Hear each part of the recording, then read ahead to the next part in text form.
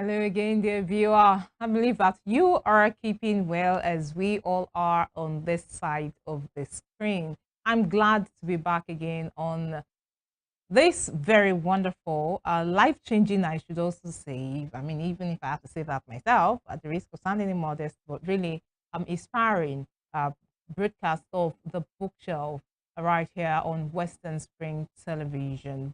The Bookshelf is the platform where we have a relationship. We bring on everyone, and I mean, we discuss anything that has to do with learning, with information.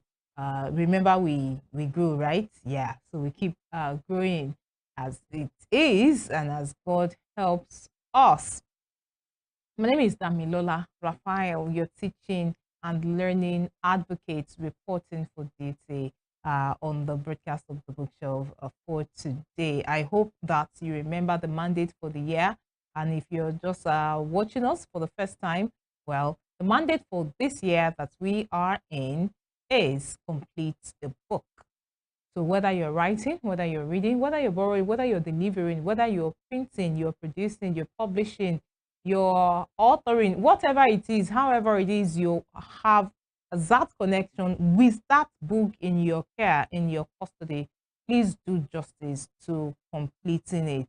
It is a beautiful day today. Every day is a beautiful day. See, irrespective of what your experience may have been, irrespective of whatever it is that you may have seen, just always have that mentality.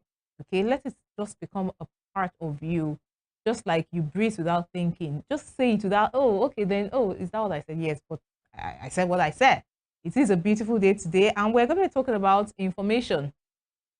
Not just information, but information overload. That's going to be our focus on these breakers of the bookshelf. And so let me give you a history, right, background to our conversation today. I was going through different holidays, observances, commemorations, memorials, remembrance, and all that. And I saw Information Overload Day. And I'm like, okay, so something about information overload had come to me some time ago. And I'm like, we're having this conversation. And I said, see, don't run past the G.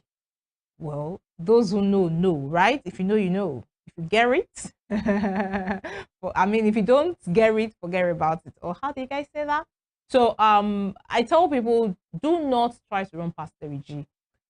Just doing all things in moderation, knowing when enough is enough, when it is not enough, and when it is going overboard. So when I now came across information overload and a day being dedicated to it, I thought I should bring it on here for us to discuss. And very quickly, let me give us the history of information overload day. And I'm looking at this from daysoftheyear.com. Okay, says Information Overload Day was established by a group of companies looking to bring awareness to what happens when you overload your employees and customers with far too much information. Research has been showing that productivity is actually being hurt by the sheer amount of information flowing through our lives, with the average employee receiving no less than 93 emails a day. That's in environment where they use email. So whatever it is that is being used in your own environment, just apply that to yourself. And some other persons don't even use any form of documentable or documented means of passing, information, disseminating information, and all of that. It could be verbal. So just imagine how many times you hear something. Imagine how many memos you get on your desk. Imagine how many sticky notes you have to put around and all that. So however this applies to you. Combine that with the social media that rule our lives. That's what is there, but I'm going to say that rule people's lives. So combine that with the social media that rules people's lives, the constant buzz of new text messages, and the old standby that is web browsing. So by yourself, you still go on the internet, right? Okay, web browsing and getting overwhelmed is pretty understandable. What is less understandable is that there is becoming a severe economic impact on the time spent on these things. And to be clear, that this time spent for business, and to be clear, that is time spent for business purposes, not personal. Just think about the times that you have been deep in the middle of a project and suddenly your email dings and you think, and you take that time to stop, read through and reply. Then you have to take a moment to get refocused on your project and start working again, hopefully before yet another email comes in. It's these little pauses that are adding up to a $180 billion impact. So clearly, something needed to be done. I mean, that's a whole lot of money. Now, in your own sense, you may not, especially in this part of the world, you may not be looking at it as in monetary terms, because I don't collect money for it until I'm done with my job, or until at the end of the month before they now pay me together. Just add that 1 naira, that 10 naira, that 100 naira that it may translate to. If you're dividing the number of hours you work, you know, if you're dividing what you get by the number of hours you work, that little now add up. We're over 200 million people according to what we are having, because the last statistics said we're about 150, 160. Okay, so now add it up to this over 200 million we've been hearing, and then do the math yourself. For all those number of people, 100 naira cut across, 10 naira cut across, it's a whole lot. I promise, it is a whole lot. And I'm not going to be having this conversation with us all by myself. We have, I mean, you can bank. She's bankable, okay? She is a graduate of mass communication from Ajayi Crowther University. She's passionate. She's a passionate writer and social media manager. That's the one thing I'm going to be using to describe her on the show today. And she uses her voice and creativity to inspire meaningful conversations around faith, culture, and personal growth. Ladies and gentlemen, please make welcome, with a standing ovation, Regina Adeayo Adesiji. Thank you so much for joining us on the show today, Reg. Thank you very much. Okay, so I call her Reg. So get don't she doesn't take offense, so please don't be offended on her behalf. We have a standing relationship from way back. Yes, we've come a long way. How are you doing? I'm very fine, ma'am, and thank you so much for having me on the show today. And thank you for obliging to be here. Thank you, ma'am. So let us start with what constitutes information. You are a Gen Z person. Yes, I am. And of course, you are a social media manager. You happen to be on top of this matter, as it is. Let us start out with, what are the things that really constitute information overload? Now, I sincerely believe that information is water. When you drink it wisely, you quench your thirst. Okay. But when you just jump into it, you get drowned. Now, information overload is when you're taking in data, but you're not understanding it. Let's say you have a lot of information and your brain is crowded. Imagine wanting to take a decision of what to eat today. Okay. And you have heard from content creators, don't eat bread, don't eat eba, don't eat semo, and you're left with noodles, and then you go online to search for, if I want to create something beautiful, and you just see there, don't eat noodles. That's information overload. When your brain is crowded and you can't make a meaningful decision. And you keep checking and checking and you're confused, it brings in anxiety. Some will even lack focus. So yeah, that's information overload. Your brain can't just decide what to do and when to do it. So how did we, or how does a person get to that point? In the world we are today, like you said, I'm a Gen Z. In the world we are today, everybody is a content creator. You see a farmer being a clinical expert. A farmer comes to the land and is telling you, if you want to go for surgery, this is what you do. That's not his field. My goodness. That's not his field. So we've gotten to a point where we no longer look for information from reliable sources. We just go online where everybody's talking. I mean, as long as I have a phone, I have data, and I have a phone stand, my phone camera is good, I'm a content creator. I just need to get the followers. So I believe is the age we are in, where everybody is just online. Nobody wants to go to the reliable people, or should I say the professionals, to get the information. We are like, information is at our fingertips. So we just go online and just get what we want, which is wrong. Which is wrong. So that is how we got here. That is how we got here. we have loaded ourselves with unnecessary baggages from what we consume on social media. Now, let me ask you, whose fault is it? Is it the fault of those who designed the different apps? Is it the fault of those who are coming out with the content? Or should we blame the person who is consuming the content? Now, I sincerely believe we should be accountable for our actions. When you go online, you go on TikTok. Okay. As beautiful as the TikTok account is, you shouldn't take it as a place where you get medical advices per se. Let me put that in quotes. In order for you to get a medical advice, you book with an expert or you go to the hospital. So if you go on TikTok and you see people selling what the Yoruba call agbo, so if people telling you to put cloves and pumpkin leaves and pineapple, and you use it and you now have kidney problem, should we blame the person that came online? It might work for that person, sincerely speaking. It might work for that person, but it's not working for you and you're blaming that person. Should we blame the person who came online to say it, or should we blame TikTok, the app? I mean, we are to blame you because you took that on yourself.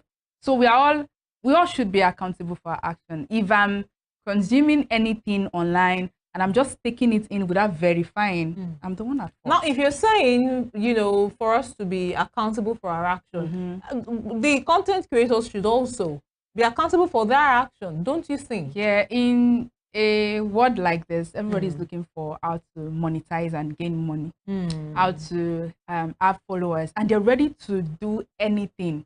They're ready to do anything and go to whatever length they can. Now, we as the consumers of this content should be the one that should be careful. I follow verified accounts, not just accounts that they just open. When you say verified, could you explain that for the sake of those? TikTok, Facebook, social media, all social media platform gives the grace for you to see this blue badge. That's verified account. So that's if you're the one that has the tick? Yes, the one that has the blue tick. The one that has the blue tick. So if you go online and you're seeing someone like there's a Proco doctor, and you're seeing an account, his account is verified. So you go online and you see that account is not verified. And you know, with the AI age that we are in, they can easily just make a video of him saying something. So if you go online and you see that it's not, the badge is not there, and I advise people, read comments. Trust me, what you think is the best, somebody else has listened, has verified, and has come to say this is rubbish. Read comments. You say, put your own comments. Say something.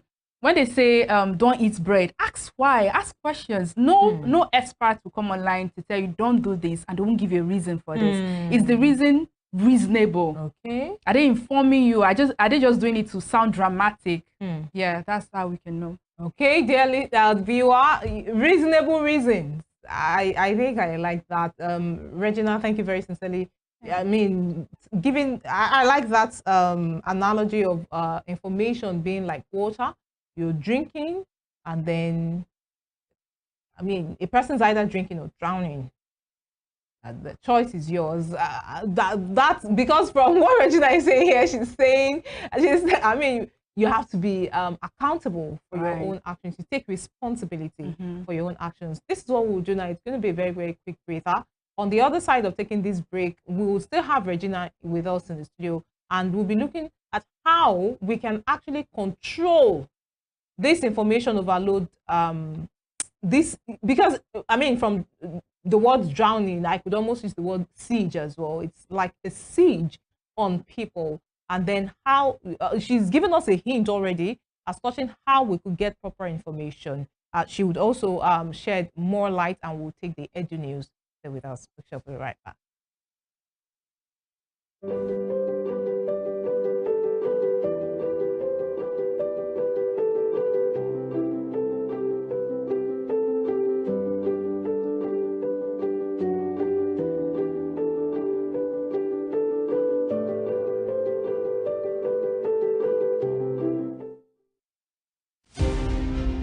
Fumilayo Ransom Kuti was an educationist and advocate of women's rights. She was recognized for her vitriolic comments against colonial policy of taxation as it affected the Nigerian women. Bere, as fondly addressed by her women followers, Fumilayo championed the initiation of universal adult suffrage, which gave an unprecedented leeway for women to contest elective offices and power to exercise voting rights. Married to a foremost educationist and teacher, Israel Oladotun Ransom Kuti, the first president of Nigeria Union of Teachers, Fumilayo Ransom Kuti was the mother of children who inherited her spirit of activism. Olufela and Be Kololari, the former, a renowned musical legend. She was the first female student of Abeokuta Grammar School and the first female to own and drive a car in Nigeria.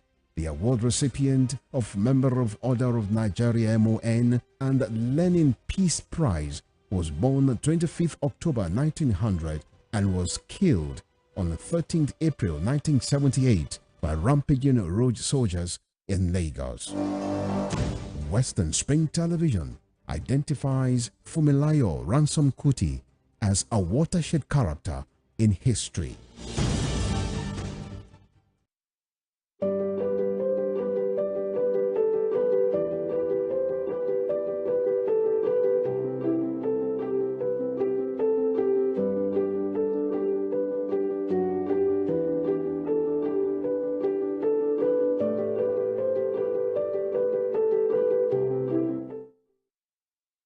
Welcome back, dear viewer. Thank you very sincerely for keeping faith with us right here on Western Spring Television's The Bookshelf. We are continuing this second half, having the conversation around the information overload. And I've been having this conversation with Regina Adeayo Adesiji. She is a social media manager. And of course, she has answered quite a number of questions. And I will just be moving on to this next set of questions. Thank you very sincerely, Regina, for sticking with us. Thank you, ma'am. Okay, so before I ask you, how can we control this as part of being accountable, being responsible for ourselves and, you know, for the information that our actions? Let us very quickly talk about what has been your experience being a social media manager and the way people consume information, especially with regards to social media. Let's look at what's going to be your own overview of people's interaction. Like I said, the people we have on social media right now are people that want to gain followers, just in a short time to monetize their channels. Okay. Now, when you go online and you want to, when you go so online, you can make money something. for being online. Yes, you can make money from being online, Okay. and everybody wants to be online. That's the issue. Now, everybody. Should everyone be online? That's a very very crucial question. Everyone can be online, but not everyone should be saying something online. Let me say it that way. Experts should be online. Professionals should be online. I mean, websites where we can get things, they should be online. But a baby coming to tell us how a professor should teach shouldn't be online. Baby, literal. I'm just trying to make it metaphoric now. A baby coming to tell us how a professor should teach shouldn't be online. I would explain. If you see a doctor coming online to say, as a woman, when you want to give birth, these are things you should be doing, it's understandable. They're trying to teach you. But if you see maybe a primary school student coming online to say, I just got my car, and this is how you should drive. Is that an information you should be consuming? So that's why I said everyone can be online. I mean, you want to learn something, that's why you're online. But we do actually see now literal children, literal babies coming on and, I mean, doling out information. We have content creators. They have what they call managers, right? Yes, that's what I'm saying. Managing their pages and telling them, directing them. We are very different. The intention really matters. We have people managing their children's social media page, let's say 6, 7, 8 years old, and what they really want is just the money. They're ready to make that child do anything to gain the followers. As a social media manager, so even as a parent, the focus is money. Yes, majority actually. Wow. Majority, the focus is money. That's why I say a lot of people open or sign up to social media accounts to just monetize, and they would do anything for you to follow them. They would even drink bad water, go to places people should not go, as long as it's entertaining and it's dramatic and we can follow. It's drawing attention. You're viewing it, they will continue. So the more we consume, sincerely, I believe we the consumers are the one encouraging these people. If I'm putting out a content out there and you're not following, you're not engaging, I'm not getting views, I will stop. I know consistency is the key, but I would stop if I see that this is not bringing people. Especially if it's gone up before and then it's coming down. I will go to work what is getting the attention. Now we are not shifting from reasonable content to contents that are unreasonable. We are shifting from learning to just receiving. We're just the same way our stomach takes time to digest food. It's the same way our brain takes time to break down information. So you just scroll from TikTok, now you're back on Instagram Reels, you're back on Facebook, you're back on YouTube. I mean, what you just took from Instagram that is on your brain has not even gone down. You're now on YouTube. You're coming to Facebook. So you are overloading and getting your brain crowded. Now you want to pick a decision. Oh, where should I serve? Let me start with the NYC. Where should I serve? And you've heard different things about different states, and you want a preferred state. I mean, it's because of what you consume online. And what is source for the goose may not always be source for the gander. Yes. What works for me might not work for you. I mean, we have different destinies. Same creator, but different destinies. Trust me. My goodness. So I want for you to educate us now. What are the sources? Okay, something is coming in my head right now. I've been trying to downplay it and just, sweep it under the carpet as torching. I'm not going to mention particular different social media apps now, but social media apps, at some point, you have to follow the person to see the content. But the recent ones coming up, you have to, and then there'll be suggestions, do you want to follow this person and all that. But right now, there's been upgrades even on the old ones, and the new ones, whether you follow or you don't like, you're seeing, the content coming up. So how do you control information overload? Remember, there is the talk about the website. You are going online to the website to read for yourself, to get information. There is social media, there are personal messages. Let's say WhatsApp, for instance, Telegram, you're in different groups, different chat rooms, having different conversations. So how do you just, regulate for yourself now? And really, because when we talk about mental health, information overload is one of it. The causes of having the downside of in order for you to control what you consume online, I tell those who are close to me that you don't necessarily have to be on all social media platforms. Just be on the one that you need. I'll use my dad, for example. He's not on these social media platforms. My dad has the Google account, obviously. And when he needs information, he Googles it, then sends it to me and say, please help me verify. He's not on TikTok. It's not on YouTube. There was a day I was asking him, why don't you just open the account? I mean, just see what is going on. He said, I don't need it. That was to me, I don't need it. So if you don't need it, don't have it. For you to control what you need or what you consume. So if you don't need it, please don't have it. Now, talking about the platforms bringing videos or what you don't need. You're not even following that person, but you see it now. I think they call it algorithm. What you view, things relating to what you view will continue to come to your feed. And if you don't even like it, swipe. So it still comes back to you. Sincerely speaking, it's just the way it is.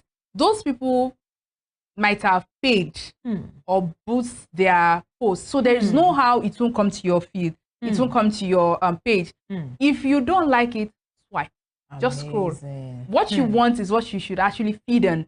And if those platforms say that this is what you feed on, let's say you feed on food content, they'll continue to bring you food content creators, their creation, their recipe. So if you don't like it, just swipe.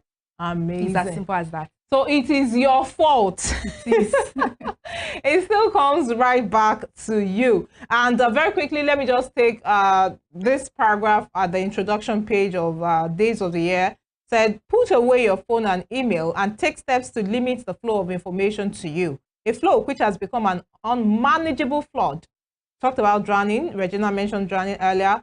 An unmanageable flood for most people today. So please do not drown. Just take a little, drink water and drop pop, as they would have it. Very quickly, let us bring you Edu News, and we'll be wrapping it up on the show, the broadcast of the bookshelf for today. This one here says Nigeria dominates sub-Saharan Africa in 2026 university rankings with 24 institutions. Nigeria has taken the top spot in sub-Saharan Africa's higher education rankings with 24 universities listed in the 2026 Times Higher Education World University Rankings. This makes Nigeria the most represented country in the region, ahead of South Africa, which has 13 universities on the list. So if you are doing jackpot, please jackpot.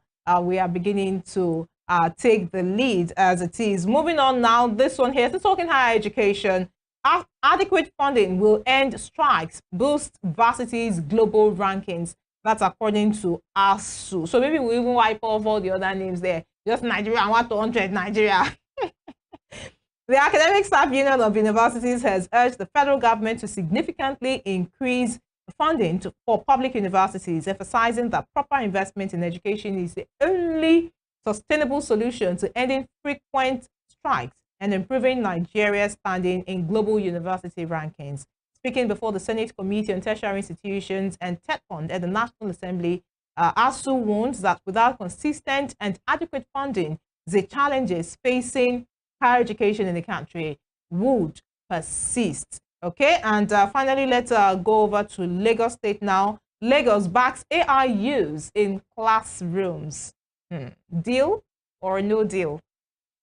The Lagos State government has reaffirmed its commitment to deepening digital learning across schools, backing the use of artificial intelligence in classrooms. The Commissioner for Basic and Secondary Education stated this in his keynote address at the celebration of the 2025 World Literacy Day and Parents, Teachers, and Schools Excellence Awards.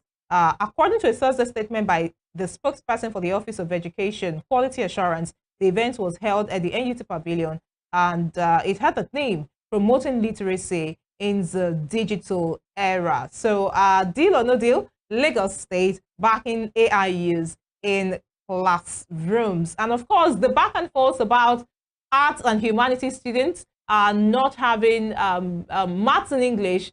Is it English? Mathematics not being compulsory for admission into high institutions for those in the arts and humanities. But the Federal Ministry of Education has come back out to say it is compulsory for them at the O level, just that it is not compulsory for them to have it to gain admission into the tertiary institution. And somebody said, well, you might as well just write and fail, and then you still gain admission. But why write it and fail? That's what I am asking you now. Anything worth doing at all is worth doing well. If you're going to write it at all, then write it well. What are you going to show your children? What are you, I mean, your grandchildren will just stumble upon it when they come on for holidays one day. Or you're going to burn it, and remember you're going to need it for your admission. Maybe one sitting, two sittings, you're going to join. Oh my goodness, please be wise for yourself. These policies policymakers keep coming and going, which means they keep changing the dynamics of these policies. Be safety for yourself. It is very important. Thank you very much, Regina Adesiji, joining us on the bookshelf today. Thank you very much, Ma, for having me. So we need to go so that we don't now constitute information overloaders ourselves. My name is Damilola Raphael, your teaching and learning advocate. Looking forward to seeing you again, knowing that you're working with all of this information that we keep reeling out at different episodes, different times on the bookshelf. I'm saying goodbye and God bless.